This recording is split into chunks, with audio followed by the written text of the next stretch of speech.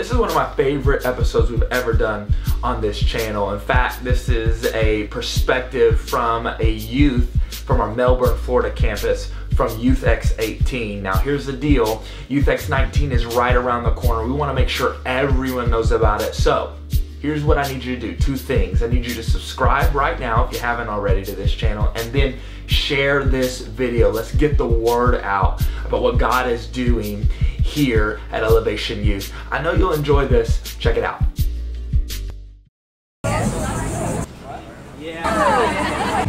Yeah, because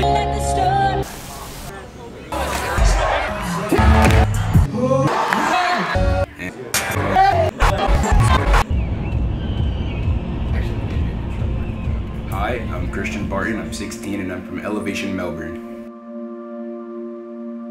There's just this environment of loud music, like music that we all listen to, and basketball, football, the bubble balls were cool, just running into each other and hitting the ground. It was just fun, and then seeing people that I hadn't seen in a long time, it's just cool. I just hope that my friends, that Darius and Matt, who I brought to church, I just hope that they'd have the same experience like as I did last year at Student Takeover, because that just completely changed my life. Matt, before he came to church, he was never like a religious person. Like, even when I would talk about church, he'd like shut it off and act like it wasn't there. So I just kept like pushing myself to invite him. And then he broke up with his girlfriend, and he was just in like a really depressive state. So I invited him to church again, and then he finally said yes. So he comes, and then we went to the sermon. I remember the message. It was the message when Pastor Steven preached about pouring your cup into others and how people won't always pour theirs back into you. And Matt told me that that hit him hard. if the enemy can't take your oil, he will try to get you to stop pouring. And some of you have stopped pouring. You got your heart broken. You poured your love into your last relationship, and it didn't work out. And they left you, and they hurt you, and they turned away from you. So you stopped pouring. And when you stop pouring, it stops flowing. You used to encourage people, and then you got discouraged, and you stopped encouraging. But God told me to tell you, keep on pouring, because the more you pour, the more it's gonna flow. I feel like preaching till somebody prays. So Darius is my best friend. Like, we do everything together, 2 peas in a pod, nothing can separate us. Since he's 4, his mom and dad have been split, but they bump heads constantly. And I remember there was one night where he was cleaning out a closet, and he found a box that was filled with like old pictures of his mom and dad together and him as a baby, and like simple things they wrote down on a card. It's like, we'll be together forever. And it just hit him. And I remember him FaceTiming me, and he was just like crying, like his eyes out. And the next following Wednesday, I was talking about E-Group, and then he asked what it was, and I explained it to him. And then he came on that Wednesday, and he just had a blast and said he wanted to come back. So it was like a month of just E-Group.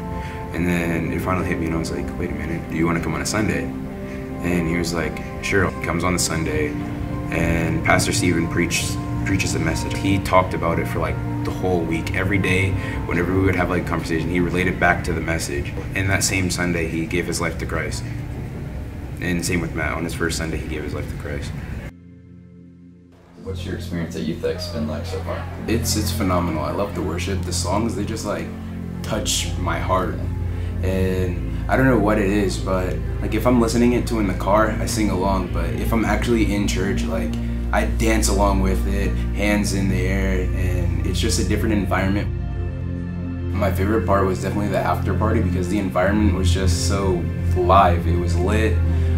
Just being around other people my age who experience the same things and love the same person, as in our God.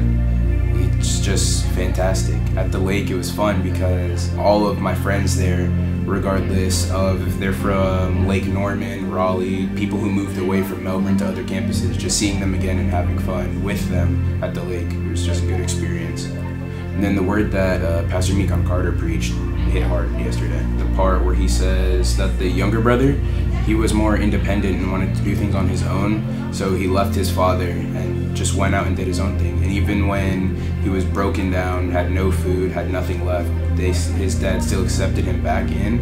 And that just hits hard, knowing that no matter what you do, God's love will always be there for you. How has like this week like changed you in like the way that you're gonna return back to Melbourne, and even like how you want to like start the next school year? I feel like I'm gonna be more focused on things and put away distractions more, such as Fortnite, like just video games or going to hang out with friends, like just things like that can come second to reading my Bible or doing homework and stuff like that to ensure my security in my life.